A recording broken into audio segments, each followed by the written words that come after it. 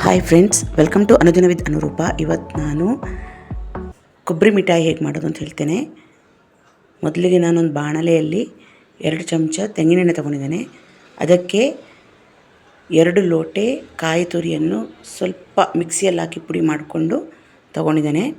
ಹಾಕಿ ಒಂದು 2 ನಿಮಿಷ ಹುರಿಯಿರಿ.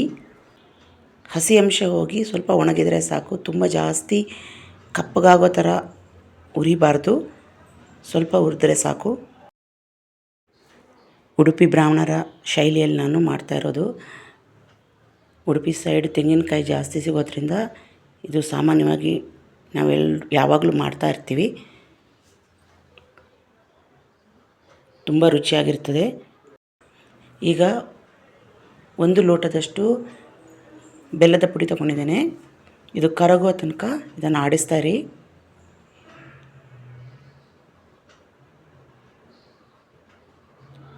ತುಂಬ ರುಚಿಯಾಗಿರ್ತದೆ.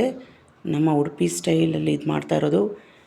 ನಾನು ಬೆಲ್ಲ ಯೂಸ್ ಮಾಡಿದ್ದೇನೆ. ಆರೋಗ್ಯಕ್ಕೆ ತುಂಬ ಒಳ್ಳೆಯದು ಇದು. ನೀವು ಸಕ್ಕರೆ ಕೂಡ ಯೂಸ್ ಮಾಡ್ಬೋದು. ನೋಡಿ, ಈಗ ಮುದ್ದೆ ಆಗಿದೆ. ಈಗ ಇದಕ್ಕೆ ಅರ್ಧ ಚಮಚ ಏಲಕ್ಕಿ ಪುಡಿ ಹಾಕ್ತಾಯಿದ್ದೀನಿ. ಈಗ ಚೆನ್ನಾಗಿ ಇದನ್ನು ಮಿಕ್ಸ್ ಮಾಡಿಕೊಂಡು ತಳ ಬಿಡುವ ತನಕ ಸ್ವಲ್ಪ ಮಿಕ್ಸ್ ಮಾಡ್ಕೊಳ್ಳಿ. ಈಗ ಇದಕ್ಕೆ 1 ಚಮಚ ಕಡಲೆ ಹಿಟ್ಟು ಹಾಕ್ಕೊಳ್ತಾ ಇದ್ದೀನಿ. ಬೈಂಡಿಂಗಿಗೆ ಒಳ್ಳೆಯದಾಗುತ್ತೆ. ನೋಡಿ, ಈಗ ಇದು ರೆಡಿಯಾಗಿದೆ. ಒಂದು 5 ನಿಮಿಷ ಬೆಲ್ಲ ಕರಗಿ ಸ್ವಲ್ಪ ಎಳ್ಕೊಳ್ಳುವ ತನಕ ಮಾಡಿದ್ರೆ ಸಾಕು. ಈಗ ಇದನ್ನು ಎಣ್ಣೆ ಅಥವಾ ತುಪ್ಪ ಸವರಿದ ತಟ್ಟೆಯಲ್ಲಿ ಹಾಕಿ ಇದನ್ನು ಹರಡಿದರೆ ಆಯಿತು. ನೋಡಿ, ಸರಿ ರೆಡಿಯಾಗಿದೆ.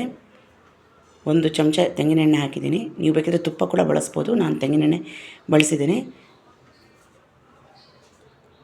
ಎಣ್ಣೆ ಸವರಿಟ್ಟ ತಟ್ಟೆಗೆ ಹಾಕಿ ಇದನ್ನು ತಟ್ಟಿ ನಿಮಗೆ ಬೇಕಾದ ಆಕೃತಿಗೆ ಕಟ್ ಮಾಡಿಕೊಂಡ್ರೆ ತೆಂಗಿನಕಾಯಿ ಬರ್ಫಿ ಅಥವಾ ಕೊಬ್ಬರಿ ಮಿಠಾಯಿ, ಕೊಬ್ಬರಿ ಬರ್ಫಿ ಸವಿಲಿಕ್ಕೆ ಸಿದ್ಧ. ನೀವು ಇದನ್ನೊಂದು 10ರಿಂದ 15 ದಿನ ಇಟ್ಕೊಂಡು ತಿನ್ಬೋದು. ತುಂಬ ರುಚಿಯಾಗಿರ್ತದೆ.